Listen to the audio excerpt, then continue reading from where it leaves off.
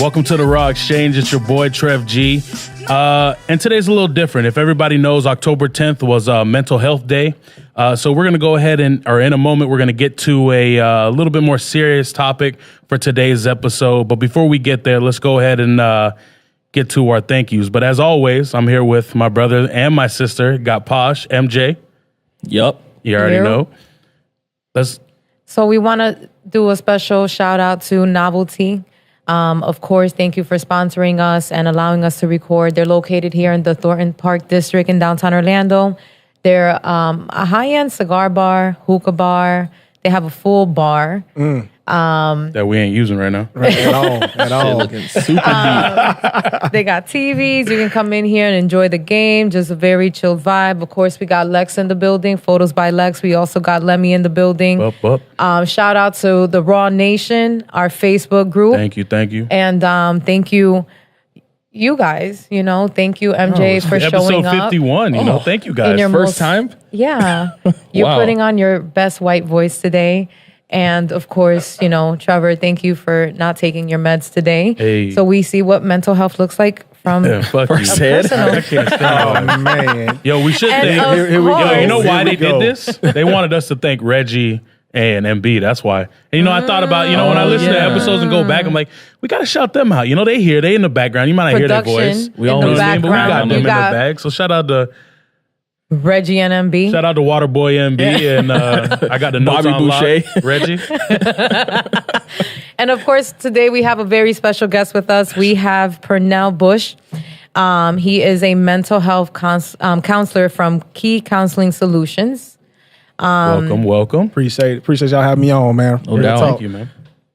And, of course, if we can understand what he's saying, this is going to be a great episode, She you gonna have guys. jokes since Get off I them got Florida here. boys. But listen here, all day, every day, Florida gonna represent, man. Hey, FLA, baby.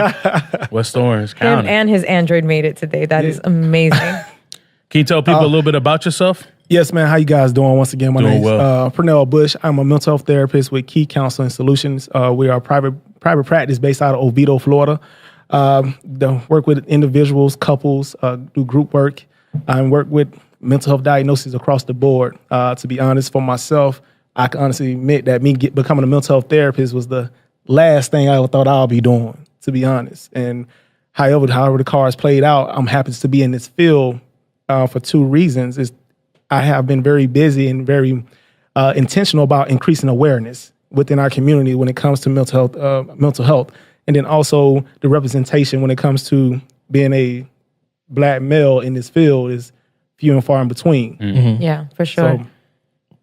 So if you had to describe mental health, what does mental health mean? So mental health to me means it's all encompassing. So a lot of times when we think about mental health, we're thinking that it's just all psychological. But mental health is social, emotional, and psychological. It affects the way that we feel, how we think, the way that we act. Mm-hmm. So a lot of times people are like, oh man, something's going on with your head. But a lot of times we're more social and emotional that I have people that come in my office more so than having a mental health diagnosis. True. And they just need assistance to work through those. Mm-hmm. So I'm sure you've probably heard a lot of crazy shit in you. But I had a therapist one time because I had this nigga that I was dating that was driving me fucking crazy. And I needed somebody to talk to about it. If not, I really thought I was going to have to kill this nigga. Oh, you thought she was about to go down? Yeah. I was good thing, he saved his life. we have confidentiality, but I'm pretty sure that therapist tell you. No, he told me. He said, listen, it's a couple things I got to report. Right, exactly. But If you're really everything else. serious about the shit, I got to report it. So I was like, all right, this chill. right now. I didn't really mean kill him, Put kill in the him. car. But a lot of times, when people come see us, it be for things of that nature, and have to learn how to just process that. I tell people when they come to my office, I want my office to be almost like a refuge for you. Because our world is so busy, man. We got so much going on now, not only in the world, but then this goddamn phone, social media. Oh my God. It's steadily constantly going. Yeah, well, also, it's not a place first of all, we never want to go to doctors as it is. You know what I mean? You're sick, this and that, but this is a whole nother doctor that you're pretty much going to see. Exactly. And it's probably on the lower pole that people don't really necessarily think I need to go to. But when you do go, it's such a change. Because just like Posh say, I had one as well. Yeah. And man, she opened up the world for me, man. Like I just changed. Like, and I just handle situations differently, do things differently, all of that stuff. You see what I tell you about the androids? Just popping off whenever. Shout out to that RawXchange. That was in the background, though. Hey, real talk, RawXchange. Hey, but listen, but like you said, that therapist that you work with, if they're a good therapist, if they're a good mental health professional, that's what they're going to do. They're going to help you just realize things that about yourself that it's like, damn, I knew that, but just hearing you and helping me work through that, give me a whole new perspective. Yeah. So you said that you weren't. Oh, you said you didn't think you'd be here, but let's talk a little bit about the journey, how you did get here. Oh, man. Like, what made you, I mean, obviously, maybe you woke up one day, like, because I look at myself, like, when I listen to a lot of friends, and this is one of the things that helped me with, the person that I went to see, like, I'm always there for my peoples, right? Yeah. And I feel like when it was my turn, somebody to sit down and listen, nobody was really there. You didn't have that. But I feel like, personally, like, I'm really good at that. So sometimes I think about, like, damn, I actually probably could do this. You know what I mean? I don't want to go back to school, but, I probably could sit down and do this. So when you brought it up saying you didn't expect to be here, that kind of just triggered me to go, well, what happened? Man, real talk, I did not expect to be here. I'm telling you, man, I was a damn troubled ass youth, I guess as they called it. My God, you were like my daughter. Got into a lot of trouble, ended up losing all my football scholarships. So I went to the United States Marine Corps. Where'd you go to high school? I went to Lake Mary High School, man, but I'm from Bokeeh, Florida. Okay. So y'all know Bokeeh, Sanford. real Sanford. All day Sanford, Florida, I represent. And pretty much that's why I got the name of my company at Key. Bokeeh Key. But to be honest, when I went to the United States Marine, I was an infantry rifleman, did 2 tours Iraq. And when I came back. Thank you. Oh, no problem, man. That's one of the weirdest things when people tell us thank you. Yeah, I'm like, bro, I get to live at fucking home. Going to the strip club, throwing dollar bills, and you over there. That's so you got to say thank you, man. I appreciate it, though, man. But it's still, when people walk around, thank you. All right, cuz. You're welcome, I guess. But, man, when I got home, I was really lost that first year, man. I didn't know exactly what I wanted to do. Once again, my job, I was a rifleman, so I was just trained to go to combat and fuck shit up. Yeah. That was my literal job. And when I got home, I'm like, man, what the hell I'm about to do? So I tried different shit. So for my physique, everybody know I love working. That's how I did personal training shit for a little while. Hated it. Hate working with people like y'all. I'll tell you what to do. You don't do it. So I'm like, you know what? I'm done with this personal training. Don't eat that chicken. I ate that chicken. Ate that shit anyways. So, but I ended up trying to go back to school. So the first 2 semesters, man, I bombed out. I was at Valencia College and I bombed out because I just felt like you weren't there. It was irrelevant to me. It's like, why the fuck I'm sitting here with these teenagers, with these kids? I just got back from war. This is stupid. Motherfuckers play Call of Duty and I'm sitting here trying to learn. Yeah, for real. So, you gonna be on the night? Man, but I'm gonna tell you, man, July 2011, a couple of things took place. Few of the men that I trained and a few of the men that I went into the Marine Corps with died in Afghanistan. Oh, wow. So, and then also my daughter was born. Well, say kids change a lot. Yeah, man, they change in a heartbeat. So those 2 momentum things happening too. July 2011, I'm sitting back. I remember I was in almost in a depressed state because I didn't know exactly what I wanted to do. Because I know I'm not for to be no cop. I'm not for to be nobody's security guard. Yeah. No. So, man, when that happened, I kind of just reconfigured my mind. Like, I got to do something differently. So, I mean, I went back to my voc rehab counselor, which is, if you got a disability rating as a veteran, you got a voc rehab counselor. Did you have like PTSD? I have been diagnosed with seasonal affective disorder, and I have acute stress. So, okay, say the first word again. Seasonal affective disorder. I need you to follow along. I'm gonna need you to open I'm gonna get your ass a bouncy ball. Trevor and I knew what he was talking about. Yeah, because y'all from Florida. Listen, man. We run this bitch. I'm gonna have to get you a bouncy ball. Follow me, man. Follow me. We need to tape a session with Posh. Yo, can we do a free session with Or maybe not free, but can we do a session with Posh? We just tape that bitch? But man, so I ended up taking a career aptitude test, and I took that career aptitude test, and at the very top of it, it said social work. And I'm not gonna lie, I was mad as shit. Yeah, because all you heard was no money. What the fuck is this? All you heard was no money. If you don't know anything about social work, you like, oh, damn, cuz I'm not gonna go take people kids. That's what I was thinking. Like, I know I'm big and broad, like nobody trying to mess with me because I was a lot bigger than I am now. But I'm like, damn. But when I did my research on the field of social work, I see why it's so confusing. Because we're so multifaceted in what we can do. Yeah. So I realized, okay, once I get my undergrad and get my master's and get my state license, I can be a mental health provider. So I'm like, oh shit, you mean I can go sit in the office and talk to people about their problems? The only thing that I cannot do is prescribe medication. I do the same exact thing as a psychologist, but I just can't prescribe you medication. Do you got to say that a lot? Because people think they yeah, man, yeah. I'm telling you, they're like, hey, listen, if I come by, I think my son had ADHD. I think he may need. I'm like, I can't do that. Can't do it. I don't provide those types. They don't text you back next. Yeah, just beat the ADHD out of them. That's it. You know, You got a belt? you know, we ain't going with the conversion therapy. We're not going to do that. But a quick question, Yeah. side note. I've heard a theory that they say that a lot of therapists end up committing suicide because of all the intake of people's problems. Like sometimes it becomes overwhelming. Like, do you ever feel some days like, I don't, shut the fuck up, I don't want to hear you today? You know, I never heard that before, but I can tell you that a lot of therapists we do take on a lot of what we're getting told. That's that secondary. Depending what the person. It's like a book, man. You open up the book and somebody tells you a story. Taking it on. So you have to have a good self-care regimen as a therapist. In any profession, you need to have a good self-care regimen. Yeah. For myself, my therapy hat and who I am are two different hats. So I have a good transition from when I'm in my office working with my clients individually. And then once I walk out of the office, I have a good regimen of decompressing everything that I took on. And then also during my progress notes, when I'm writing progress notes, I'm like, God damn, that's some shit that they said this evening. And I'm able to really think about how is that really affecting me. Mm-hmm. But my self-care regimen, man, listen, I'm sure that I take care of my damn self. I go hunting, you know what I mean? So, I'm finna go hunt some hogs.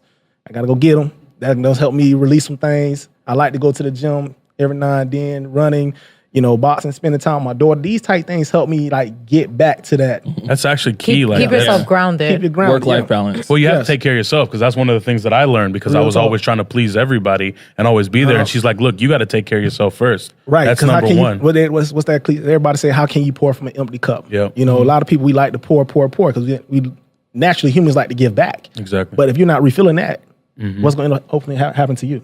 Oh, for sure. Yeah. Yeah. So we have this section of our show that we call What's Wrong. We kind of pretty much just talk about, things going on maybe within the week since we met last. So dude, that we have you on, we kind of wanted to take a look at, certain celebrities. Nah, just Kanye. Well, yeah, all right. So Kanye West. And we kind of want to take a mental health, approach to looking at how he's reacting, maybe get your thoughts on it and go from there. But if you had to diagnose Kanye, what diagnosis would you give him? Just off of what you see. Just off what I see. I'm going to tell you, as a mental health professional, I would definitely more so steer away from that in a way, especially just because what we're trying to do is eliminate stigma. Yeah. So, looking at the little short clips of what you see on television. Because it's not everything. It's not every, because when I sit down with you for our intake, I'm doing a full biopsychosocial on you. Mm-hmm. But if I was just to hypothetically engage here, and pretty much he already stated himself that he has been diagnosed with bipolar. Yeah. With bipolar disorder. However, when people get diagnosed, there's a difference between. He's a Gemini. That shit does make sense. Now that I think about it. You a Gemini? No, I'm a Libra, actually. I'm good people. Oh, yeah, you're a Libra? I get with you, Oh, man. okay, My birthday in 2 days, Libra Nation. Happy birthday, bro. Man, appreciate it, man. Shout out to Appreciate Scorpios come around the Oh, corner. man, sit y'all ass down, dog. Sit y'all ass down. Why we so happy? I owe you at least a drink after we get out of here Appreciate it, man. But no, to be honest, there's a difference between having a mental health diagnosis such as Kanye and being in a active state of illness, episode of illness. So, you get a mental health diagnosis such as bipolar disorder. It's all about where you are in the treatment process. Because when you're getting proper treatment and taking care of yourself properly, you can be in a remission stage. Mm-hmm. But then you have episodic moments. So those episodic moments, like what you possibly see, what we think Kanye may be going through, what greater society thinks, these manic moments where he's just out here, incoherent thoughts. He's just, just spitting things off. It's those type things that once you get a diagnosis, that diagnosis is forever with you. But if you're getting the proper treatment and you're doing the proper things to take care of yourself, those things can be minimized. Yes, minimized to a great portion, or even be to a place where it's stagnated, but you still have it. Yeah. So with Kanye, man, like I said, he stated, I haven't slept for a few days, so something like that. Yeah. That could probably put him in a manic episode. Yeah. Nigga, that puts me in an episode. If I sleep less than I'm supposed to, I'm a whole nother person. Yeah, man. So it's crazy that when we see these type things, that I just want to caution society from us trying to jump to conclusion about what it is that's going on with him. And, you know, and like I said, myself as a mental health professional, I wouldn't try, because that's one of the things, for the last things I try to do is try to diagnose what's going on, because everybody asks that question. What would you diagnose him with? I ain't diagnosing him with shit right now. Okay? So they come in my office. I see what he has going on. You know, I may say, hey, as if I was a friend, I'm like, hey, you might just come in and talk to somebody. You know, just see what, go talk to someone. Not your cousin, not your homeboy.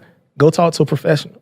And then also, like I said, that representation, I have black men come off like, damn, cuz I ain't never think I'll see a black dude in your position. Then, you know, I had one dude one jit walk in. He was about 16, mom's brought him in for some behavior issues having at school. I walked up. He was like, what, you security? You know, but not unless I have to be. But you know what I mean? But you know, the relationship and rapport that we built in those sessions and just the comfortability, you know, how comfortable he was with speaking with me and the way that he started to open up over time, we was able to really get to the real work of what is going on underneath. Yeah, it's funny. I remember my first session and I was like, "This it?" And then once you start coming more and more and more, then it's like, oh yeah. Because the crazy thing about it, and I don't know if much people know this though, but when you have like a real session, you come out of there going, "What the fuck is going on, bro? Your estate's in a different way." Like, because a lot of what I went back to was my childhood. Like, that's how she brought me. She brought me back to my childhood and said, "Why did you do this?" What we call ACE, adverse childhood experience. Exactly. So sometimes she was coming back. Yeah. So a lot of that had to do with, and the thing is she seen my sister and she seen my dad, so she kind of already knew some of the history, knew the family. So when I came in, it's like, oh, here comes Trevor to fuck everything up. You know what I mean? So, but it's just crazy. Like, you know, when you go your first time, I would say this even just for somebody listening that's maybe never been. Don't go your first time thinking you're gonna come out here feeling all gravy. Yeah. And that's not gonna happen. And that's also on us as therapists to make that clear as well. When you walk into our office, you know, I tell people the first session, just you and I getting to know each other. We just gonna have a casual conversation. You know, that's one of the reasons I went into private practice, man. Going into private practice, it allowed me to tailor sessions to where it was more comfortable to the client, not to where I had to tailor it so I can make sure I'm getting reimbursed and paid from my viewpoint. You know what I mean? Because if I work for an agency, it's certain documents I gotta get done right away so I can submit them so I can get paid.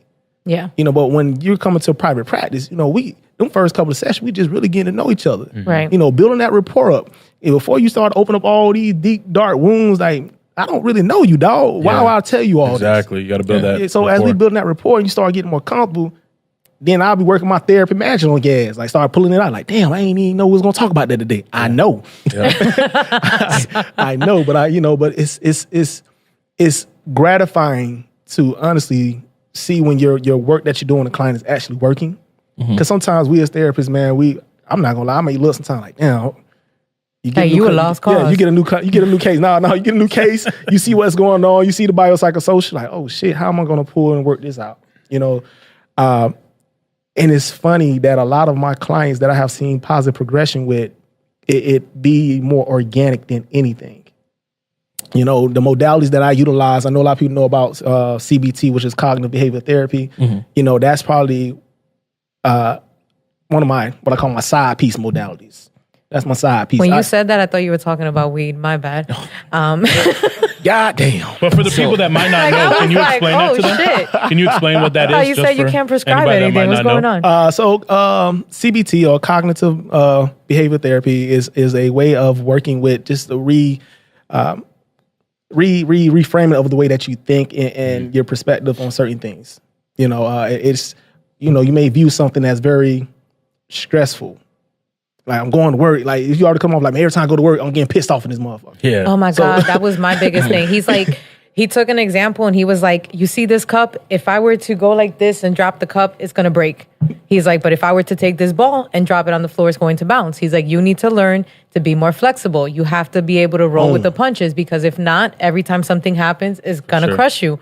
And I was like, damn, nigga, stop telling me my whole life. All it is reframing the way that you think about something. Yeah. That's that cognitive. So, but my two main modalities that I like to utilize, I'm like Carl Rogers, which is one of our main developers in the mental health world, is solution focused and client centered. So literally, it sounds just like what it is. You know, when it comes to client centered, you ever had a conversation with one of your partners as you talking and shit, it's like, damn, you figure out your own damn answer. Yeah. But you just talking that shit out. Talking it through. So that's more so what I utilize with Client Center. Like we having these conversations as you talk, you gonna start having your own revelation. Like, oh shit, I see what took place there. And then solution focus sound like just what it is. Once we start to really identify what is going on in your world that's taking place, in on a solution. we start to really figure out a solution and start taking steps towards that. Yeah. So, and psychoeducation is something big as well. So that's why I bought my book here. I was going to ask you, you have this huge book that says Diagnostic and Statistical Manual of Mental Disorders. Damn, I'm proud of You know what? Real talk. And She could our read that. question, I'm not Ian, our question was, that nigga would have been like Diagnostic and Statistical Manual of Mental Disorders. You heard? Throwing blows out there, huh, dog? Throwing blows. One of the questions that we had was, if you had to take a guess, how many diagnoses would you say there is out there related to mental health? I mean, that book is huge. And I could only imagine that looks like volume 1, No, maybe? this is volume 5. Oh my It says God. 5. So this is the DSM-5, man. So this is where all the diagnoses that we can pull or diagnose one is right in here. So with certain things that we're looking for when we're working with a client. So like for me, I'm big on psychoeducation. So if I feel like a client of mine does have a diagnosis, I'm gonna show them where I'm getting it from and why I feel like that. A lot of times I have them look at that passage in here and read, and they like, damn, That is me. I don't sleep there. Oh, I have lost my appetite. Things like that. It has been over 12 weeks. And I've been feeling this way.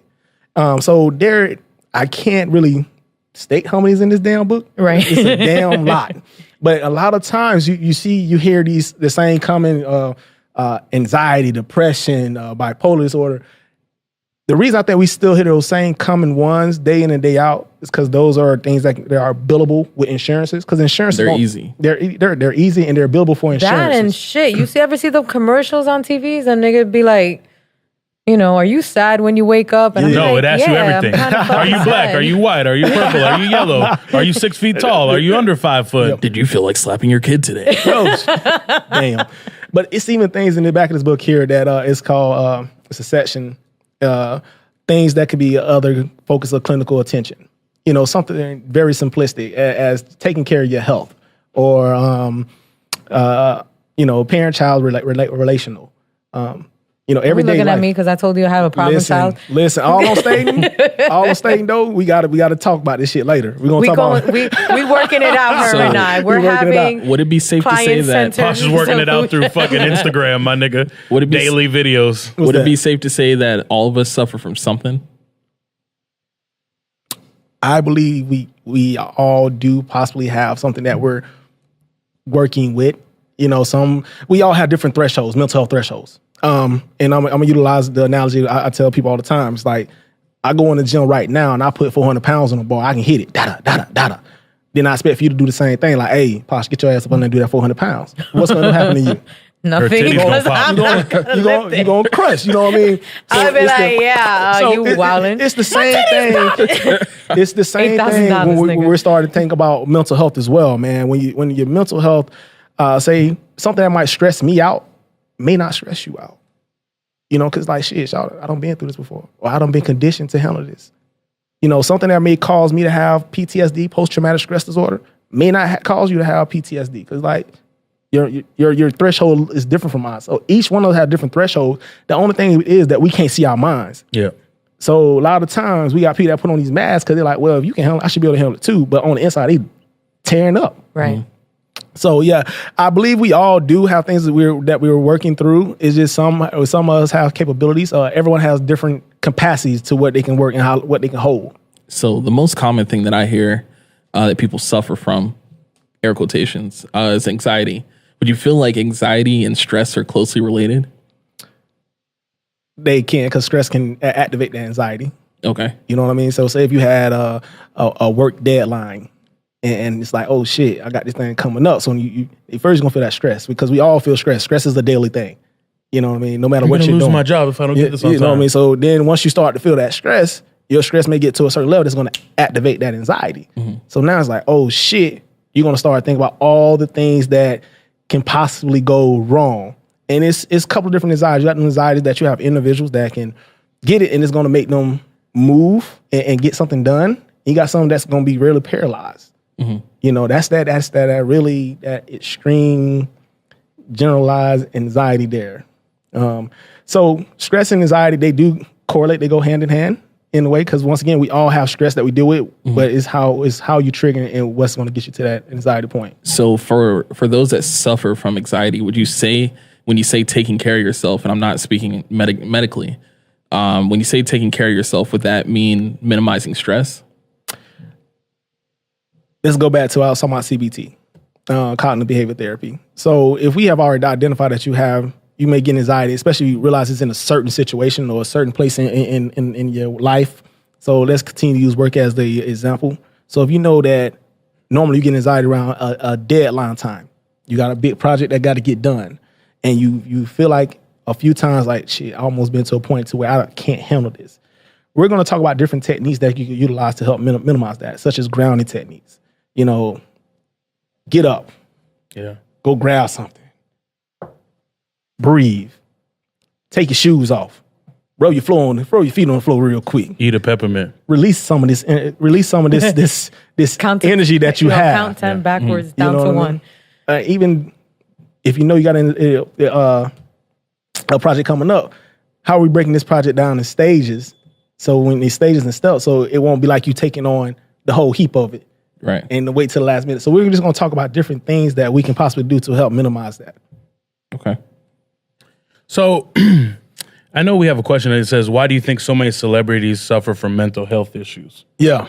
Would you think that's based because they're out in the open and they're dealing with, I mean, I could only imagine if I walked out the house and there's cameras every day, you know what I mean? Yeah, like that's man. something to get you, bring your anxiety up, get you feeling a certain way. Do you think it's because they're in the eye, or do you think they've had this regardless and maybe it just triggers, it's just magnified now that they're in the spotlight. I think with celebrities, it does get magnified because they are in the eye of society all the time.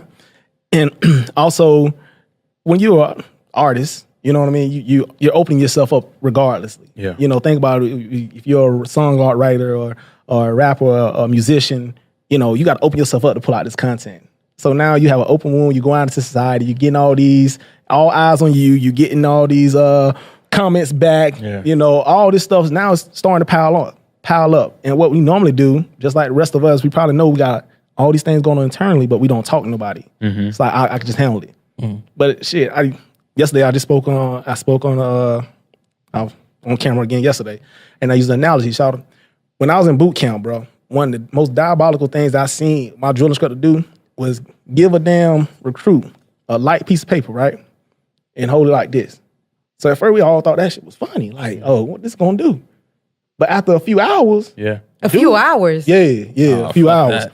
Yeah, a few minutes of me holding my arm, fuck the paper. Yeah, where I shoot myself in the foot. After a few hours, dude trembling, you can physically see what's going on. Yeah. And that's the same thing that's going on internally sometimes with a lot of these artists and with us as well. We can take on so much, but if we don't find a way to release, such as coming to therapy, talking about it, letting this go, it's going to get you to a point to where it looks like Kanye, like you having a breakdown in front of the whole society. No, that makes a lot of sense. Do you feel like physical health and mental health go hand in hand? I damn sure do. Especially cardiovascular type, like running and I can't run. I could jog, swimming, anything. Those type things. Get your heart beat up. Sex. Hey, listen. I got exercise-induced asthma. I fuck around and run too fast. And oh my god! Just throw a leg behind your head. You heard what he just said. Sex. Stop getting your pussy ate so much. Go get some work out of it. Actually, you get on top. Get a strap on. See, your face has changed up. That's a whole different workout right there. That really is, because your thighs start works. You know what I mean? I'm not trying to get no cramp in my ass. But no, I'm talking about your thighs. Your thighs start hurting after a while. Work out, nigga, shit. Yeah, but anyway. But no, real talk. But it does go hand in hand, in my opinion. It's a holistic approach. That's why I believe that we as medical professionals got to stop working. We have to stop working in silos. we need to be communicating amongst each other. That's another thing. People have a hard time just communicating because you tell your boy something, then you go tell somebody else, and then maybe they use it in a different or use it in a derogatory way against you. Those type of things that make things difficult. That is why you have confidentiality when you come to our office. So the only thing that I am mandated to report is if you're talking about harming yourself, or you're harming others, or you are in harm's way, I'm mandated to report that. But every damn thing else stays right in there. Yeah. So you ain't got to worry about me. Hey, look, cuz, I'm going to tell you what Pasha told me, bro. I'm going to tell you, dog. No, it's not taking place like that. Yeah. Yeah. Are there any industries you believe mental health needs to become more predominant focused? Simplest put, all industries really need to put a greater emphasis on the mental health well-being of their employees or their people that's serving, whatever, just to get out there. Is a conversation that has been too quiet too long, has been too stigmatized, has been a place of shame. We have to remove that shame off that, man. Yeah. So in all industries, right now, physicians, doctors, people that look at us, they have probably one of the highest rates of suicide and mental health disorders. But they don't disclose it. They don't go see no one because they're afraid of losing their license. If they report that, I didn't even think of that. Yeah, if they have a report, even something simple like, listen, I had major depression, that's something that can be put them on a way of losing their license. It's just recently the medical board has been trying to change that because they realize a lot of residents, a lot of those new doctors who's trying to fight for these positions, these jobs, they were really starting to take their lives at a higher rate than the rest of society. Wow. So it's something that we have to do different. That's crazy. But at the same time, it's like, do I trust somebody who's on medication themselves? So that I could get kind of... Good point right there, man. That's a good point. The thing is, just because you have a diagnosis does not mean that you cannot do your job effectively. Yeah, it's if you have a good management of what you have going on. Right, but that's the key. So what if that person does not have good management of what they have going on, and then you find yourself where one day you come into work and you're off, and then I can see why that would be risky. Is what I'm saying. But what I'm saying is, a lot of people, even those who have and probably have seen someone, they're not reporting it. So you're still seeing these people anyways. Right. So what I'm saying is that... So you're saying is you could listen to my story and then maybe my story fucked you up in a way, made you feel some way, and then if you went to talk to somebody else, that would be, you could lose your license for that? Yeah. Oh, wow. Yeah. That's a HIPAA violation. So it's a HIPAA violation. So, but that's crazy though, because that person shouldn't be able to say shit either. If you can't, but I get the But it's I have you sign a release of information like, hey, listen, man, what you just told me is something that is probably out of my area of expertise, and I want to consult with another one of my colleagues. Can you sign this form here just to release information so I can talk to this particular person? Yeah. So now that protects you and I. Because if I feel like I want to talk to someone, I'm going to have to let you know regardless. Like, hey, listen, because I want to ensure that I'm giving you the most efficient. I could only imagine. Like, yo, that was some real wild shit you said, and I need to talk to somebody. I need to talk to someone. So it's definitely... everything is to protect the client, man. And the thing is, especially in the minority community, we don't talk to no one because, first we've been told, don't you tell them about what's going on in this goddamn house. Or you're fine. Yeah, you're fine. Sleep that off, or I'll beat that shit out of you. And then for males, man, listen. Suck it up, nigga. Talk therapy on the couch, man. Bruh. That shit ain't gonna work too long. I'm a firm believer, like, we have to get out and go do something, y'all. We finna go do some recreational therapy while we talking about what's going on. We have to mix it up because we haven't been conditioned to really to articulate our feelings to that point. As we get older as men, because our testosterone starts to get a little lower and women's actually goes up, we actually learn to articulate our feelings a lot better. Oh my God, that's so interesting. Yeah, and then women, they start to get into that. Well, you ever see a lot of women after their kids get grown and they're like, I gotta live my life now. Yeah. I'm gonna get out here, be moving, shaking. And a lot of men, we like shit, nigga. I don't get a lot of shit. I'm gonna get back on this Xbox. I'm chilling. That's because our neurobiology. That's a whole different conversation right there. You see why I date older? I need that nigga sitting down on the motherfucking couch, tired as shit. I don't need that nigga running around with me. But no, it's definitely to go back to the original question. Which was the original question? I got on the tangent. No, we were just asking about the industries that you believe needed or predominant focus on this. So right now, some of the top industries that's probably least looked at is the construction industry, physicians, and another thing with physicians, because a lot of them, like with their doctors, a lot of doctors have this elitist standpoint. Yeah, so it's like, I'm not coming to you talking about problem. I know what's wrong with me already. Yeah. I know I what can I need to do. diagnose myself. Yeah.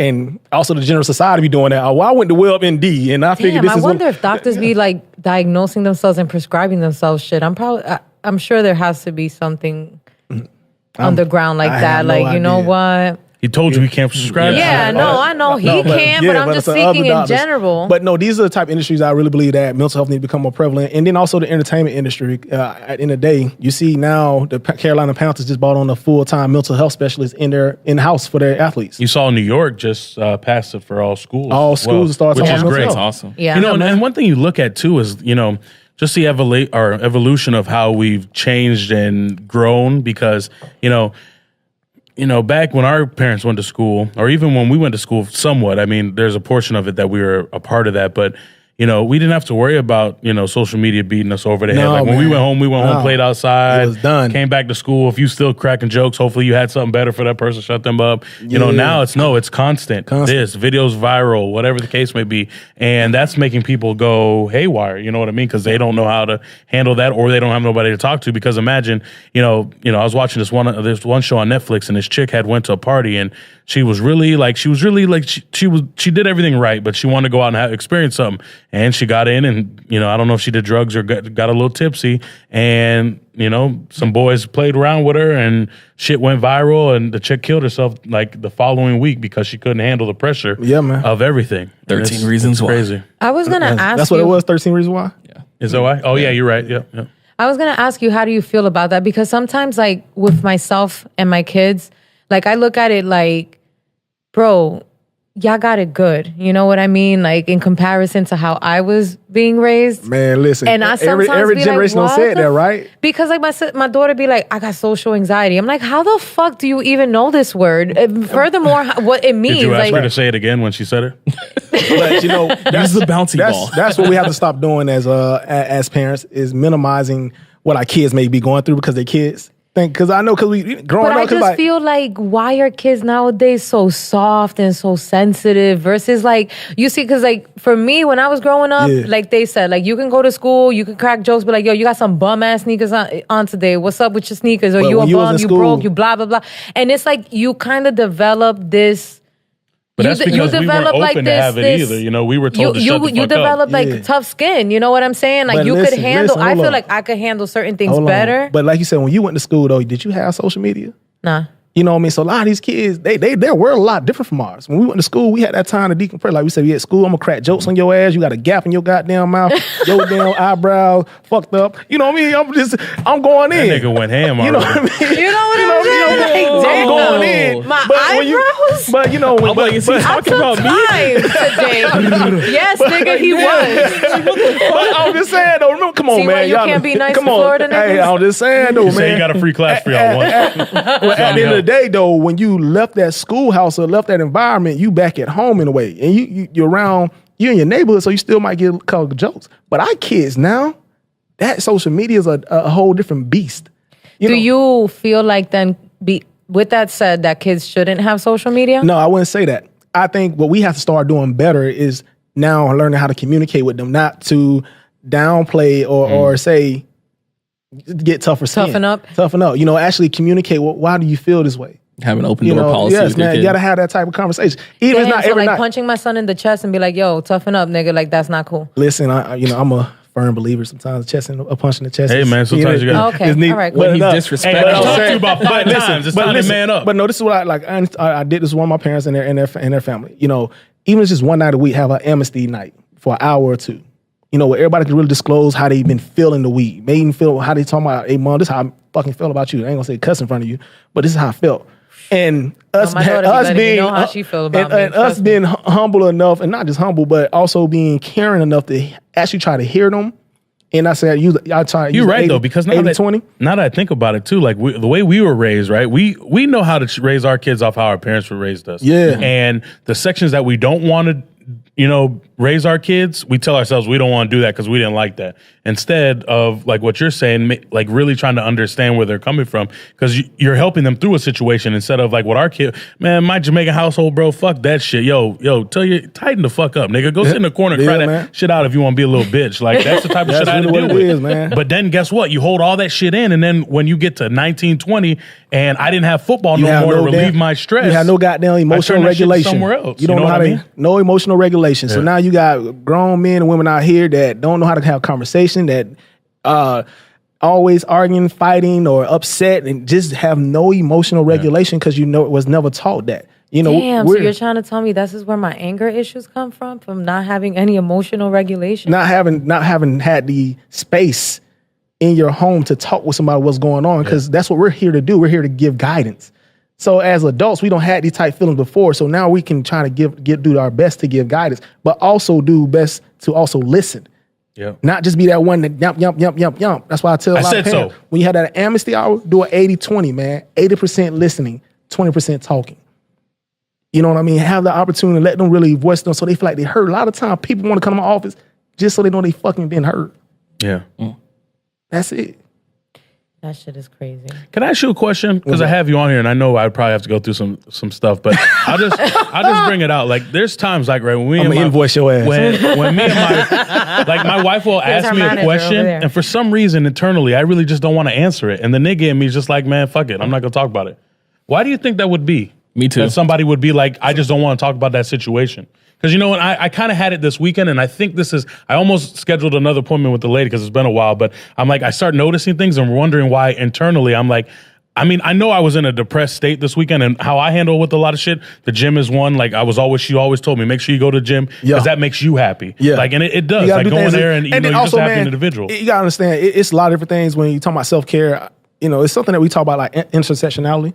To me, when you talk about intersectionality, it's like all the things that make up of us. And sometimes you gotta ensure you have that self-care for different things. So I have, for Pernell, the therapist, I got my self-care. For Pernell, the country boy out of Bow Key, this is what I have. The Pernell, the city boy, or whatever, the Marine. I have different things I have to do to take care of myself to make sure I don't get to a state of where I want to revert back and not be able to communicate. Yeah. And that's what it is. It's not like, because I know to be chill. Like, I just know I might turn some music on or like just like be by myself. But like this weekend, it bothered me to a point where I'm like, why is it just hard for me to want to communicate? Like, she's asking me a question and I'm like, I just don't want to answer. I just, for some reason. And then I kind of get a little antsy about it and get aggravated. And I'm like, I just wanted to know why would somebody really have that why would I have that? You know what I mean? Is that you don't want to communicate, or maybe you're still trying to process and figure out what it is that you're really feeling? Yeah. Because sometimes it takes a little longer, man. So I told my old lady, like, listen, man, I'm a therapist, but sometimes we get into these disputes, I need to step back for a moment. Yeah. The process is really going through my head. Because when I'm on a different level of not being able to be calm, or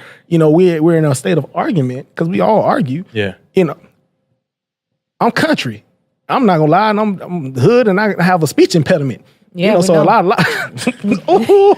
Don't let her try you like that. I love a dog. Hey, listen here. Yeah, we know. Hey, Dominican's spicy, bro. I see that, man. All right, but I sometimes have to step back from myself to make sure I'm processing what I'm going through, so I'm able to articulate what I was feeling in that moment. I might need a few hours. So is it that you don't want to communicate, or are you really trying to process what's going on, and do you actually feel about it? Because even for my old lady, why you don't apologize? Because I really don't feel that I need to apologize about anything. Yeah.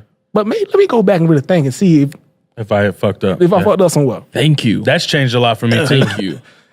I'd be like, man, why'd I even argue over this dumb shit? Like, I'm sorry. Because again, I'm Jamaican, I'm a Scorpio, and a guy. Like, you put all this shit together, I'm just like, fuck it, dog. Like, and then some of the shit I seen growing up, you know what I mean? I felt like, or to me, that was correct, and that's not necessarily how it is, and how it should be handled. So right.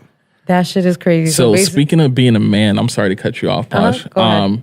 Would you feel like you had to fight through like gender roles of, Trevor kind of touched on it earlier when he said, well, you did. I'm sorry. You got like two feelings when you're a man. You can either be happy or you be angry. There's no sad. There's no in between. Because we never been taught. We were never taught that. I don't think that's the case, though. I think that anger is a side effect of sadness. I think that it's sad and you don't know how to handle it, so then it goes. But when I say sadness, though, sadness is sadness. Like, you're really sad. But a lot of times we as men, we haven't been taught those those type of feelings. Everything, be you know, sad. if I'm sad, I'm mad.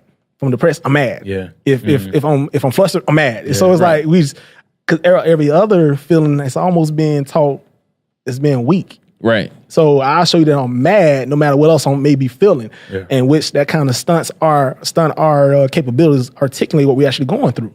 Well, that's very true. Because if a nigga was to really tell me, like, you know what, I had a rough day today and I'm sad, I'd be like, yo, you bitch ass nigga, like, what the fuck? Hey, this is what I'm talking about. And they talking about toxic masculinity right here, man. That's that toxic femininity. It's fucked up. I'm not gonna lie, but I'm just saying, like, I would. And think about how that makes us. Yo, Libra ass saying you loving and shit, nigga. Look at all that bullshit. She compliments her man. Go, bitch, go shut the fuck up and sit in the corner. Oh no, she said that then comes back with flowers. I'm sorry, baby. Where's that dick at? Let me suck that bitch. Quick. I got you real quick. I have a way with words. Like sometimes the way I compliment is by insulting. It's fucked up. But it's almost like, you know how like that's that real love. That's that like real you know love. how a boy, they say when a boy likes you, they pick on you and and they bully you, and it's because they like you and they don't know how to express. I'm kind of like that a little bit. What you just talk shit, huh? You just be like, you know, I love you, stab you short motherfucker with your words. You know what I'm saying? And it's like it's fucked up because I just called him short, but it's true. But is that how you throw that little dick nigga? I love you, little dick nigga. No, nigga. Why the hell would I ever tell him I loved him? That shit was sad. Oh God.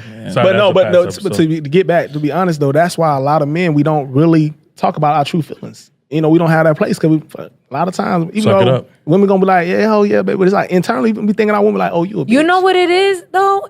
There's levels. It's levels. Because you could break tell these levels me, down. Come on now. Okay, because like you could tell me, Break these like levels if down. I really give a fuck about you, you could tell me like, yo, my day was fucked up.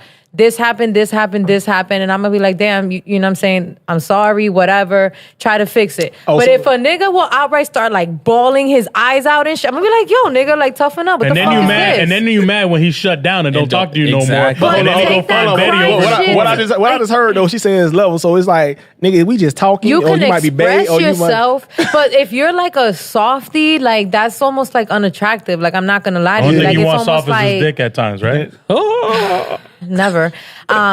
If we're being honest, but keep it going. Energize bunny. Let that bit ride. But no, like I just feel like sometimes I don't know if it's like as a man, maybe they get to a point where they're bottling so much in, and then when it finally comes out, it just looks real bitch-like. Because it we could can't be talk that. to y'all. Can't, you know, and also, man, Whatever. like I said, it also depends on the state of development that they're in. You know, so we have adolescence, which is 12 to 18. Then we have later adolescence, which is 19 to 26.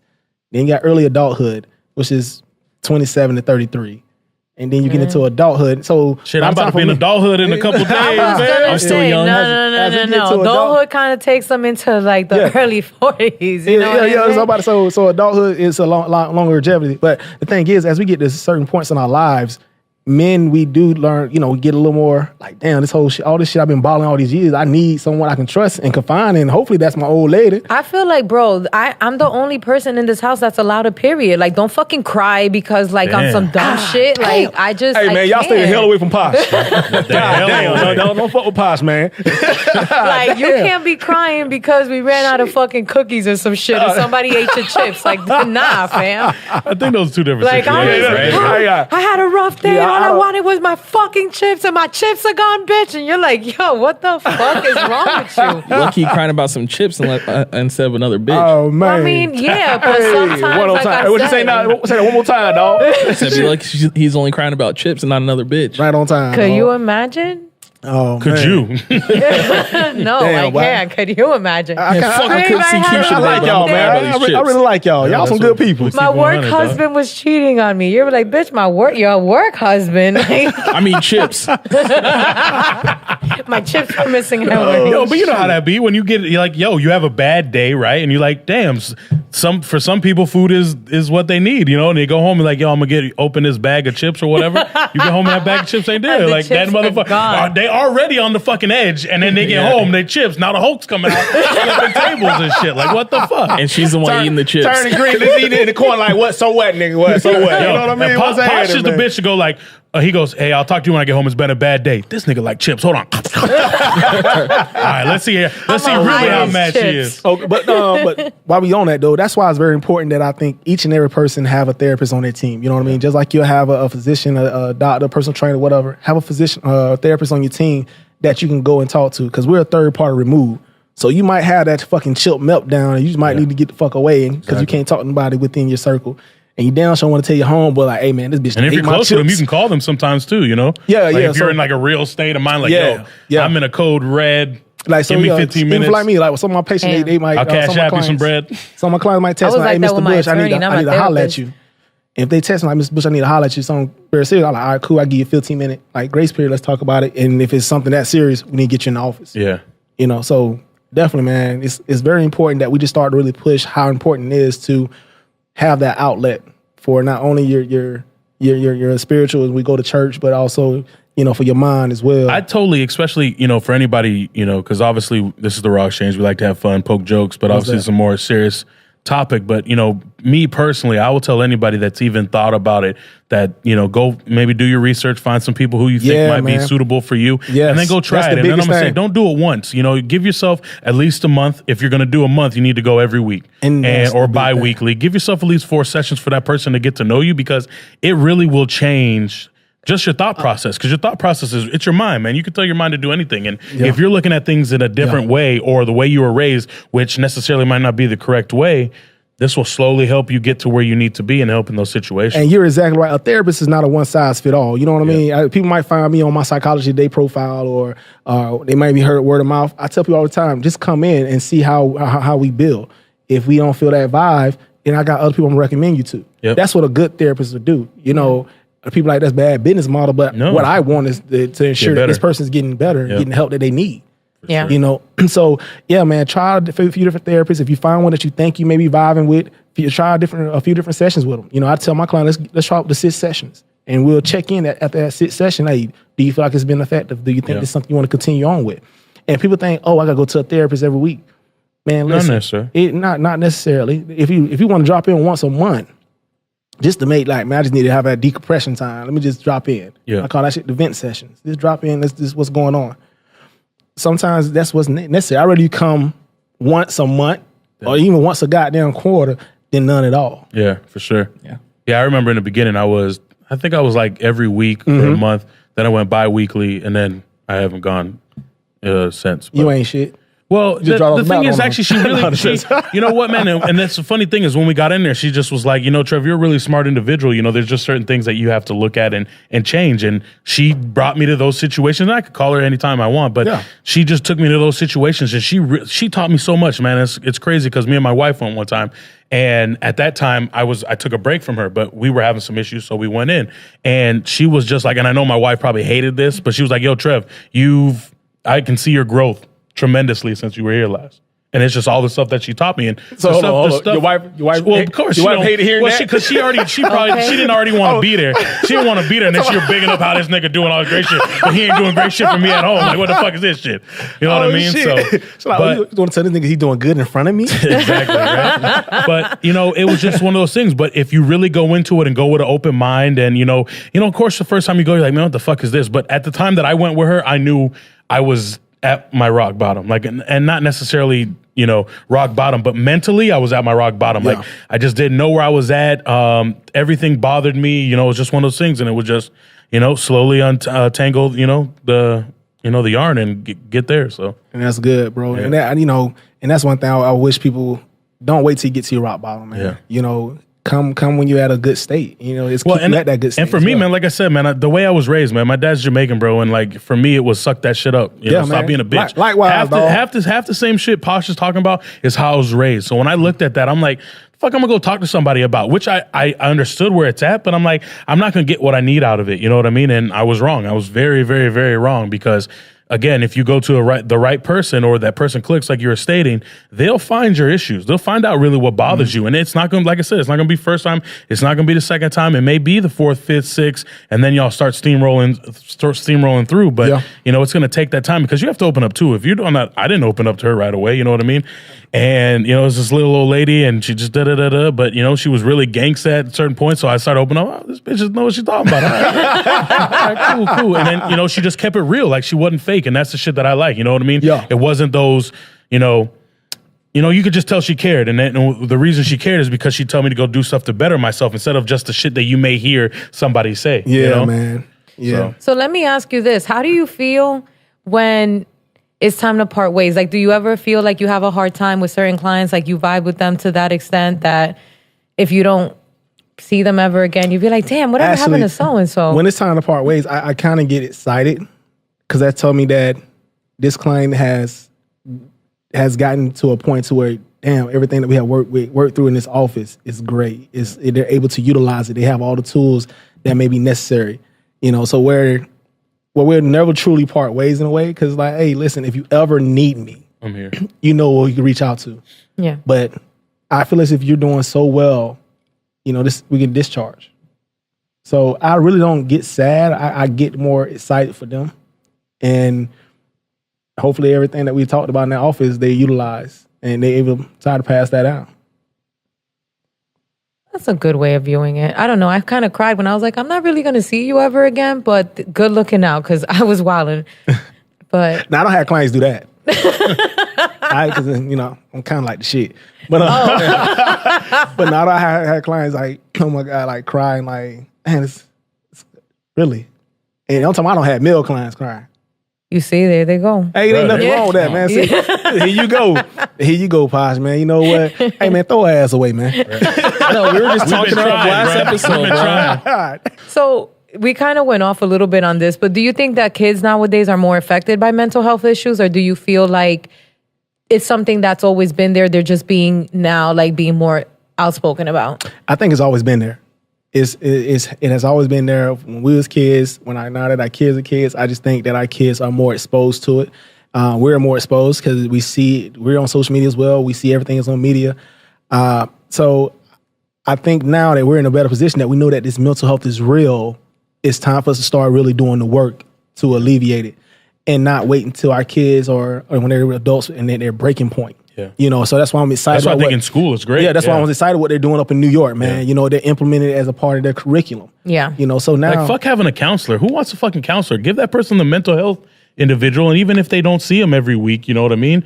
Have them seen once a month or some shit like that. That's where we have to start working better with the schools as well.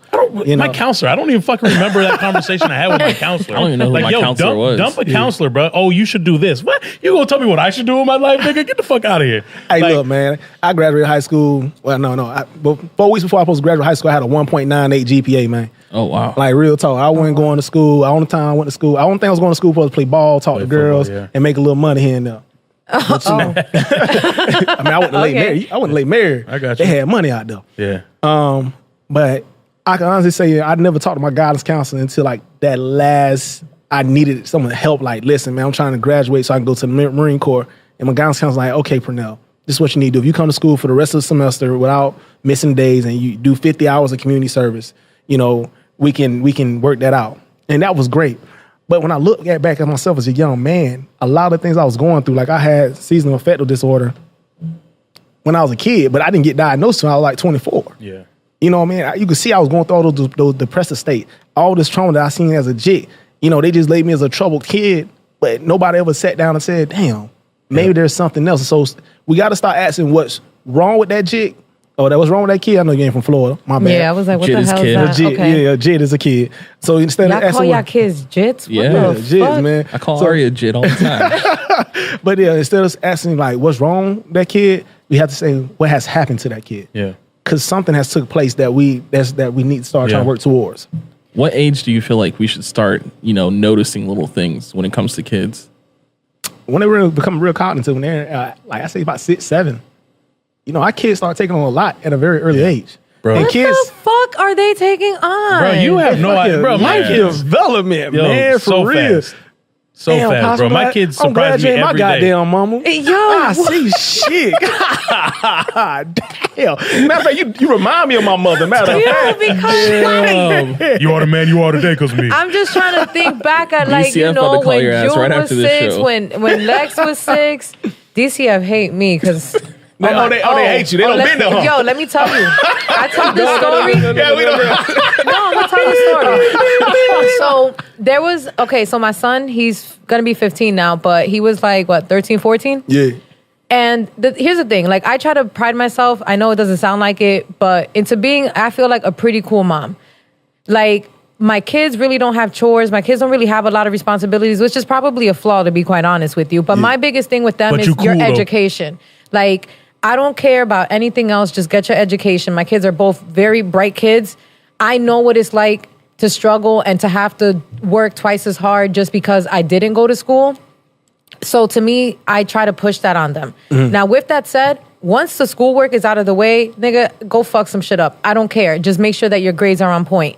And my kids are not even the type to fuck shit up. But what I'm saying is, like, stay up late, you want to fucking play video games, whatever. I don't care as long as your schoolwork is done. Handle your responsibilities first. Right. So that's pretty much how I see that. So my son... That's a life skill. Right. My son decided that he wanted to lie to me about a school project. Okay. And it was about a week before we were going on vacation. The teacher calls me and was like, your son has an F in this class because he hasn't handed in the project. So I called my son and I threatened him. I said, if you don't get this project done, you're not going on vacation with me. You're going to stay with your dad. So then his dad was like, well, he's not going altogether. So then my son was like, well, fuck it. If I'm not going, then I'm not doing the work, because what's the point if I'm not going to go? Yeah. So he gets into this altercation, like verbal altercation with his dad. His dad is in a fucking wheelchair, so you can imagine my son talking down to his dad. It was just a mess. Bitch. Mad drama. So I bet. God damn. So is this a real story? You can't even get up and stand up, my nigga. How you gonna tell me what to do in my life? Stand my up baby daddy calls me, and I hear my son in the background. And one thing about it is, me and my baby daddy don't always get along. But the one thing I try to instill in my son, like, you cannot disrespect your dad. I don't give a fuck at the end of the day. What's going on? That's your dad. That's like, good don't co-parenting. ever. That's good co-parenting. Thank you. So when he calls me and I hear my son wilding in the background, I was like, yo, who the fuck is this little nigga talking to? Put him on the phone. So he's like, your mom's on the phone. His whole tone switched up. He's like, hello? And I'm like, what the fuck are you doing? So point is, he was like, well, dad said that I can't go. And if I can't go, then I don't want to do my work. And I said, oh, but you're going to do your work. You know why you're going to do your work? Because I fucking told you you're going to do your work. So you know what's going to happen? I'm going to send you the pages that you need so you can finish the work. I sent him the pages. He claims he didn't get the text messages with the pictures. All right, cool. Yeah. I'm going to drive over the science book. So I'll be right back. So I took the science book, and it was almost like that thick, but it was like hardcover. And when I saw him, I kicked his dad out the house. I was like, I need to have a word with my son, so roll outside. Hold on, wait. You kicked his dad outside his own house? Out. Yeah. Oh, okay. Roll out. Yeah, so I told him, go you imagine? Yo, roll out, my nigga. This is my house. I was going to say, go take a walk, but then you know that doesn't work. So what was I supposed to say? So go take a stroll? Yes, go take a stroll.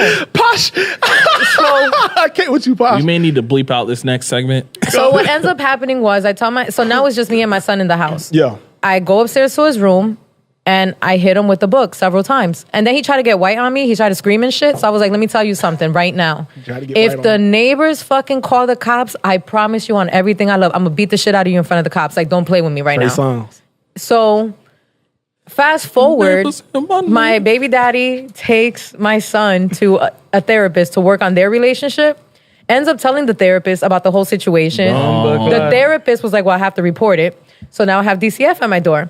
So then DCF comes to the door, and then she's like, so I have this report and this, that, the third. And she was like, so I just wanted to know, like, did you really hit him with a book? This is what the report says. And I was like, yeah, it was a science book.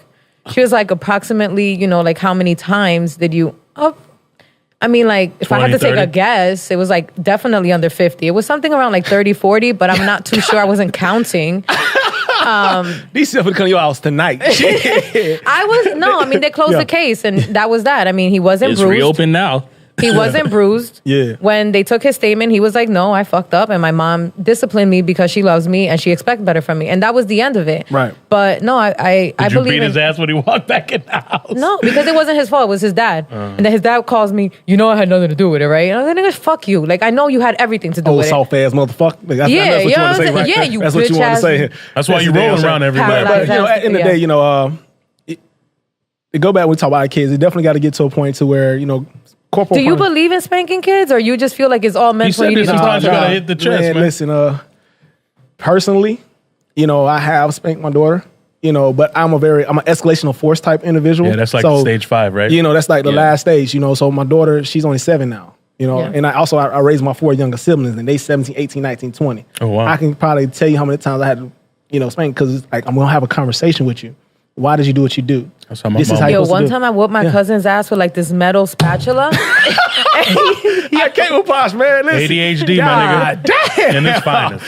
Damn, but I'm working on it. I'm better now. But I really believe we have to get to a point to where we're trying to communicate with our kids a lot better, and corporal punishment be the last resort. Honestly, so I would corporal punishment. I mean that's what that it shit is, sounds antagonizing as what fuck. it You is. want me to corporate punish you, bitch? You better get it together. So communicating with them, talking, and actually make sure that you demonstrate what you expect for them to do, and have them repeat what you expect for them to do. Because sometimes kids, we tell them what we want to do, and they like, all right, Yeah, and then they ain't process that shit at all. Right. So I always ask my daughter, so what did I just say? You said, can you tell me again? I'm like, hold on, listen, sit your ass down, listen.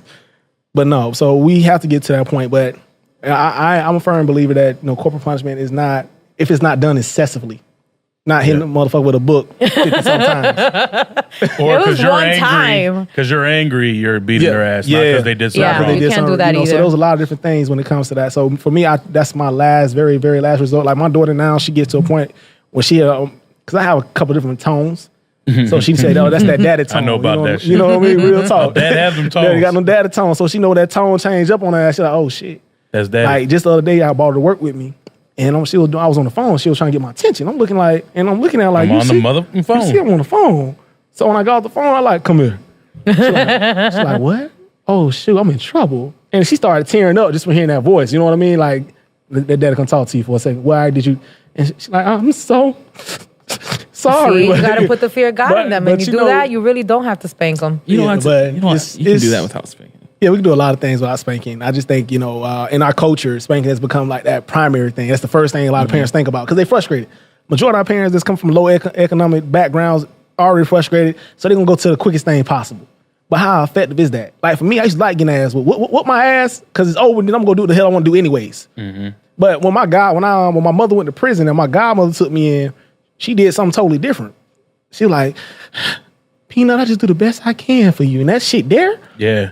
Like, Dagger through the heart. that's like, that hurt me. Like, damn, like, all right, I'm going to stop being bad and stop doing things. But it's like, instead of her whooping me, and I'm like, man, I wish you just whooped That me. works on the men, not the girls. Because like my son, if I shed one tear, I'm so sorry, Mom. Oh, yeah. My daughter be like, Yeah, she probably. Well, where she you think she probably- get it from, nigga? For She, real. all she doing is hear you bashing niggas. Like she gonna see you cry. Oh, now you want to cry, bitch? After da. So, yeah, Shit. man. But no, man, I appreciate y'all for having me on this evening, we man. appreciate Real you, talk, man. man. Thank you And I very hope much. the conversation Thank was very you. well received.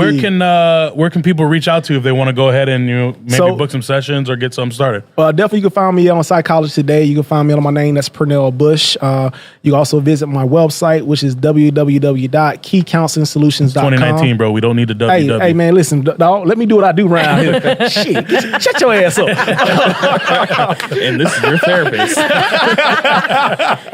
But also, you can definitely hit me up at 407-906-0139. And you can find me on Instagram at Pernell Bush, and then also at the Juggernaut Therapist. awesome. And of course, you're always welcome back anytime you Anytime. want. Yo, Anytime. let's This was do a therapeutic. session. Hey, man, With listen. the whole entire Facebook group. You don't want to deal with them motherfuckers. Trust me. This is what therapy look like with a bunch of ignorant motherfuckers. Well, again, shout out to Novelty. Shout out to Photos by Lex. Shout out to Lemmy in the building. And thank you so much for having us. And, we'll see you guys next week. Already, man. Peace. Y'all be easy. Welcome to the RawXchange, where we say what the fuck we feel.